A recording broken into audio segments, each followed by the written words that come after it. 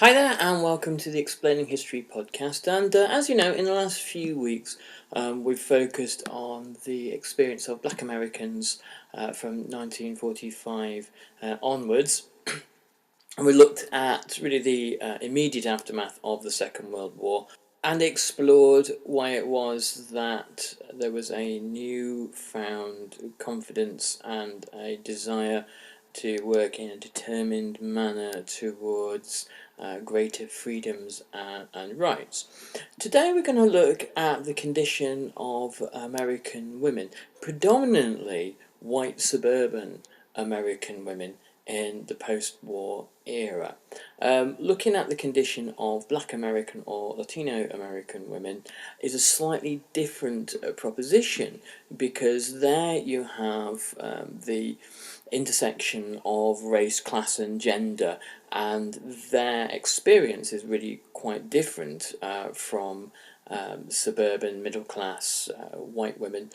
Though what we're going to do today is explore the extent to which this was a time of conformity, a suffocating era, as suggested by Betty Friedan, or whether the conservative view that celebrates the domesticity of the 1950s has any validity at all. In every combatant nation, the Second World War had thrown gender roles up in the air. Women had to work in factories, women went overseas as nurses, auxiliaries, drivers, telephonists, cryptographers, and other auxiliary roles with most armies. And in the case of armies such as the Red Army, women fought on the front line. Women in the US Army were killed during the Second World War and injured. Women were taken prisoner, especially in Philippines, such as when MacArthur departed the Philippines with great haste.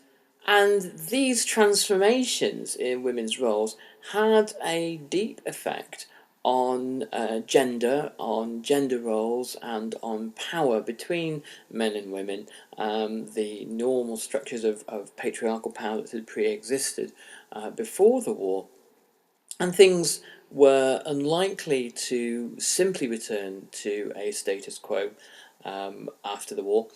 However, as with the anxieties that white workers had that their jobs may have been given to skilled black workers during the war while they were away fighting, anxieties about the role of men in society and the erosion of male power, the erosion of wage rates as a result of there being large numbers of new female workers in the workforce, and fears of a kind of a general anxiety about emasculation were prevalent in the post-war era in the 1940s. And there was an immense amount of social and cultural energy and effort put into returning women to the domestic sphere. The domestic sphere in 1945, with the development of new suburban conurbations, the growth in labour-saving devices, and the newfound post-war prosperity, was seen as an attractive place for women to be, and a convenient place as far as many men were concerned for them to be as well.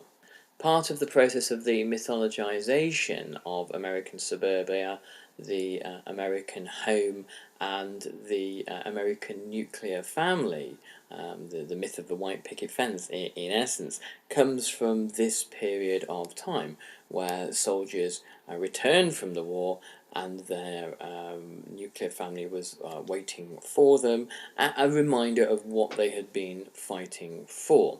And hidden within this, well, not particularly skillfully hidden, were a range of gender politics, and the idea that women's sphere and women's role was that of domesticity, child rearing, and making sure that the husband was well cared for so that he could be the breadwinner. These are some of the implicit gender rules for the post-war era, for at least the decade after 1945. Feminist writer Betty Friedan referred to domesticity as the comfortable concentration camp. Now, the thing about both pictures of domestic bliss and domestic hell are that they are kind of polarised versions of life in all its subtlety and complexity, and that there were a variety of different experiences in between. Some women did enjoy the domestic sphere, some women did feel secure there, and at the same time had feelings of frustration. And it's important now to try to avoid projecting our 21st century sensibilities about gender and emancipation and gender equality onto an age where many of these ideas were very much in their infancy. And we have to remember that obviously our expectations of life are really probably quite different to those of women in America, in suburban America in 1945. In that year, and this was the last year that men outnumbered women in America, there were 69.9 million women across 48 states. They had all been affected in various ways by the war. The war had been a wave of social change in the lives of women. It brought them into the job market in enormous numbers, and there were many who had never been in the working world before. They were able, some women who had a history of work and employment were able to secure better paid jobs and have life experiences and employment opportunities and the chance to learn skills that they had never had before. Of course, demobilisation forced many women from these jobs. There were simply war industries that shut down and aspects of government that shut down and were no longer required. However, the return to domesticity was actually a kind of a brief blip on an otherwise growing trajectory towards female employment that had been going on probably since the 1890s. And the idea that women simply retreated to the domestic sphere in order to raise families, or they didn't at all, and they entered the world of work and were working single women. Again, this is a fallacy. Throughout the 40s and 50s, women began in increasing numbers to juggle families and work.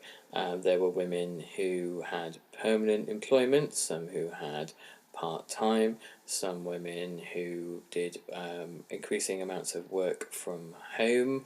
However, all of this complexity and subtlety and all of these grey areas within gender roles existed in a culture that did place domesticity above emancipation as a cultural and social good, so to speak.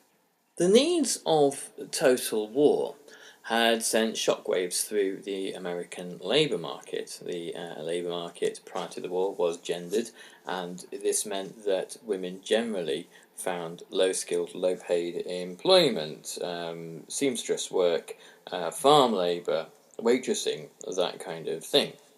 At the top end of female labour, by and large, was the school teacher, and the war put an additional 6 million women into work, so a tenth of the entire female population, and much of this work was better paid. It had to be because of the need to incentivise workers during a period of intense economic production. The United States outproduced its enemies several times over and was able to create over 100,000 aircraft during the Second World War, and this was really one of America's great contributions to victory, but it couldn't be done without modern employment practices and the use of incentivization to workers to work overtime, and to be dedicated, committed, and focused on their tasks. Poorly paid, poorly motivated workers were not going to be able to achieve this. Obviously, the levels of pay weren't so wildly disproportionate as to make anybody wealthy or rich by any stretch of the imagination, but it certainly meant that women who had worked as waitresses or seamstresses, when they began to work on the nose cones of B-17A bombers, or began to create sights for aiming sights for tanks and that kind of thing, had far more responsible, far more skilled labour, and far better rewarded labour. And this transition in experience from unskilled to skilled labour is something that can't easily be undone. And the understanding of one's contribution to victory and the ability to enjoy pay and leisure time in the way that men traditionally have done was a change that was difficult, nay, impossible to kind of put back into the bottle after the war. And of course, many of these prestige blue-collar jobs, such as welding, electrics, and other skilled labour, had not just been the reserve of men, but had been the reserve of white men. There had been all manner of struggles during the war to ensure that black male labour didn't become skilled or get skilled labour jobs. So the challenge presented to men from white women, predominantly white women, during the war, who accessed skilled labour, was equally as big a threat. Most women who did factory work and war production work were no doubt working class. Many had left poorly paid jobs, and by 1942, for example, as James Patterson writes in his book Grand Expectations, 600 laundries across America had to shut down because they lacked workers. So that shows you kind of the demographic that was being drawn into factories. Black women particularly, who'd worked in agricultural labour, 30% of that workforce declined between 1940 and 45. And the number of black women employed in metallic, chemical and rubber industries jumped from 3,000 to 150,000. Black women in government rose from 60,000 to 200,000. Women who worked in this way had every reason to feel proud and empowered and strengthened by their experience. 2.25 million women had left their jobs by 1946. This is perhaps voluntary, some of it, or those that saw if they weren't going to leave, they were going to be forced out. Another million were made redundant. And the women who'd found industrial work during the war, the working class women, their jobs vanished with demobilisation. They were given to veterans who returned home. There's some interesting statistics in Anthony Sampson's book, The Arms Bazaar, about how the aircraft industry in California literally collapses in 1945 as orders come to an end, and it takes essentially government intervention and government orders to continue in order for the aircraft industry to revive itself. But that shows you how dramatically the war industry goes into decline, war production industry goes into decline. And there were all sorts of anxieties in 1945 that a new Great Depression was going to begin, and that the problems of the 1930s were about to return. One interesting phenomena of the decade and a half after the end of the Second World War was the gendering of work. Statistics show that by the late 50s, 75% of women worked in female-only jobs. This was a gendering of work which was more acute than in 1900, and it was more acute than racial segregation in work. This having followed a period where work was largely degendered during the war. And that's got to tell you something. The fact that the pendulum had swung in one direction during the war and dramatically in another in the decade afterwards. It clearly points to it being the result of some kind of masculine anxiety. The large numbers of women who left the workplace in 1945, many of them returned over the following decade, and obviously as their daughters came of age, became of working age, they entered the workplace as well. So by 1950, there were 18 million women in the workforce, which was only 1 million less than in 1945. So again, this does throw some doubts over the idea that women were prisoners of this, as Betty Friedan called it, the comfortable concentration camp, or at least all women anyway. Half of them, and this was a first in American history, were married. Married women had traditionally not been in the workforce to any great extent at the beginnings of the 20th century. In 1950, 29% of women worked.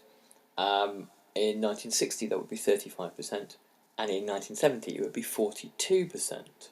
The motivations of women who joined the workforce during the war were less to do with the kind of development of feminist ideas or the idea that there was a kind of a consciousness raising, and more in general to do with the need for money. They were mainly economically motivated. They may have developed ideas and beliefs and feelings about their importance and validity along the way. But often these were women who were bored and lonely when their men had gone off to war. Many did have patriotic views that they were doing their bit and contributing. And the government that was really concerned and anxious about labour shortages across America launched a very convincing propaganda campaign that associated war work with patriotic duty. And women whose husbands and boyfriends were away fighting and saw themselves as having a role too. Work becomes something different after 1945, however, and it had obviously an economic role. When husbands and other breadwinners returned from the war, this economic role was perhaps less acute, but it became for many women after 1945 about self-worth and the idea that work and earning and skill and occupation were intrinsic to a woman's self-worth in the way they were to that of men, again, is quite a revolutionary development in gender politics in America after the Second World War. Women who had previously been trapped in low-paid, low-skilled work, or whose working lives were interrupted by marriage, or who came to believe, due to kind of the hegemonic kind of patriarchal ideas within society at that time, that their economic contributions were meaningless anyway, never were able to attach particular emotional significance to work, and were never able to see work as a way of furthering one's own self-worth and self-esteem. The war changes that. Women are able to access the kind of labour that makes them feel good and important and that they matter. The economics of the baby boom era also we need to take into account. There was an unprecedented wave of childbirth from the end of the Second World War through to the mid-1960s. And it was economically important that women were able to work in order to sustain new families and also to sustain the new lifestyles which were emerging in the post-war era. Mass consumption requires earning on a mass scale and employment on a new scale. In 1945, 63% of Americans did not approve of married women working if their husbands could support them. 65% of Americans in 1973 did approve of women working. Americans in 1940 thought that women should not be in the political sphere. In 1949, 3% of state legislatures were women. 8 representatives out of 435 on Capitol Hill, and one woman senator, Margaret Chase Smith of Maine, who replaced her husband who died in office. President Truman said of women's rights that they were a lot of hooey. Women were routinely discriminated against. Women doctors were banned in the army until 1943. Women had very little place or role within the government in the 1940s and 50s.